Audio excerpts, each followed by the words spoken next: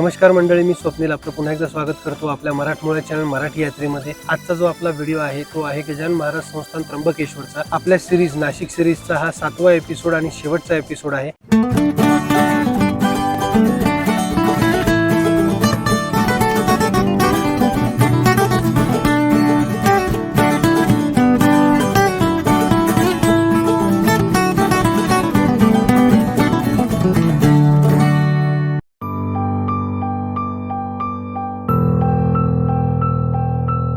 गजानन महाराज संस्थान म्हटले ते इथं 2-3 गोष्टी आहेत ज्या आपल्याला बघायला मिळतील। पहिले म्हणजे इथली स्वच्छता, दुसरं इथं जे एकमेकांना माऊली आदरार्थी शब्दांनी संबोधतात, तिसरं इथलं जेवण, चौथं राहण्यासाठीची व्यवस्था। असे एंडलेस गोष्टी आहेत, जितकं आपण बोलू तितकं कमी आहे। आता मी तुम्हाला एक एक गोष्ट सांगतो, म्हणजे स्टेप बाय स्टेप जाऊयात। पहिलं म्हणजे राहण्यासाठी, जसं मी मागच्या व्हिडिओमध्ये त्र्यंबकेश्वरच्या व्हिडिओमध्ये तुम्हाला सांगितलं की जर तुम्ही शनिवार, रविवार आणि सोमवार इथं दर्शनाला येत आहात तर तुम्हाला इथं दर्शनासाठी बऱ्याच वेळ रांगेत थांबावं लागेल। 6-7 तास तुम्हाला रांगेमध्ये थांबावं लागेल, तरी सुद्धा दर्शन होणं मुश्किल आहे। तसंच जर ह्या दिवसाला म्हणजे शनिवार, रविवार, सोमवारला जर तुम्ही इथे येत आहात तर इथं तुम्हाला रूम भेटणं खूप कठीण आहे, कारण इथं बाकीच्या रेट्सपेक्षा रिजनेबली खूप रेट आहेत। इथं रेट खूप रिजनेबल आहेत, जसं की 60 रुपयामध्ये तुम्हाला डोरमेट्री, जर तुम्ही सोलो येत आहात तर तुम्हाला एक बेड 60 रुपयामध्ये अरेंज करण्यात येतं, आणि जर तुम्ही 3 व्यक्ती आहात आणि तुम्हाला एसी रूम पाहिजे तर 950 रुपयामध्ये तुम्हाला एसी रूम इथं मिळून जात। पण त्यासाठी उपलब्धता असणं गरजेची आहे। त्या व्यतिरिक्त तुम्ही जर समजा रात्री 10 ते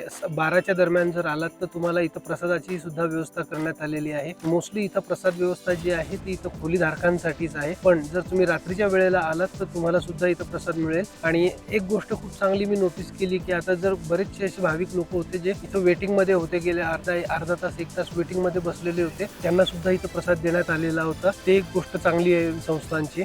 अजून त्यानंतर स्वच्छतेबाबतीत काय बोलायचं, इथे जेव्हा पण तुम्ही याल तुम्हाला स्वच्छता ही दिसेलच, कारण इथं पक्षी वगैरे छान असे रमलेलं वातावरण आहे। हिरवळ खूप सुंदर आहे। इथं मस्त डोंगराच्या समोर वसलेलं मंदिर आहे।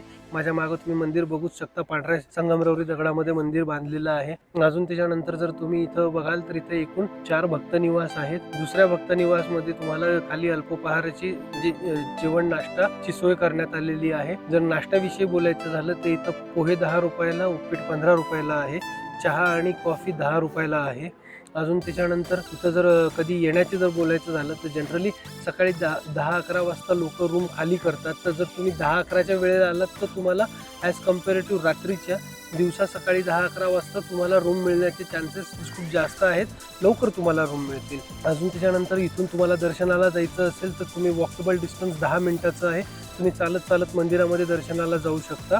आणि त्याच्यानंतर तुम्हाला कार पार्किंगची चिंता करण्याची गरज नाही आहे। जितके भाविक लोक इथं रूममध्ये राहत आहेत तितक्या लोकांची कार पार्किंग होईल इतकी तर जागा आहे। पण जर समजा एखादी बस किंवा टेम्पो ट्रॅव्हलर जर इथं आलेली असेल, म्हणजे फक्त टूर पॅकेजवाले जर लोक आलेले असतील तर थोडंसं पार्किंगला प्रॉब्लेम होऊ शकतो इथं, त्या हिशोबाने तुम्ही प्लॅनिंग करून या। तर बस मंडळी, असा होता आजचा व्हिडिओ। तुम्हाला हा व्हिडिओ कसा वाटला मला कमेंटमध्ये सांगा। व्हिडिओ आवडला असेल तर लाईक करा, शेअर करा, आणि माझ्या नाशिक सिरीजला प्रतिसाद दिल्याबद्दल मनापासून धन्यवाद।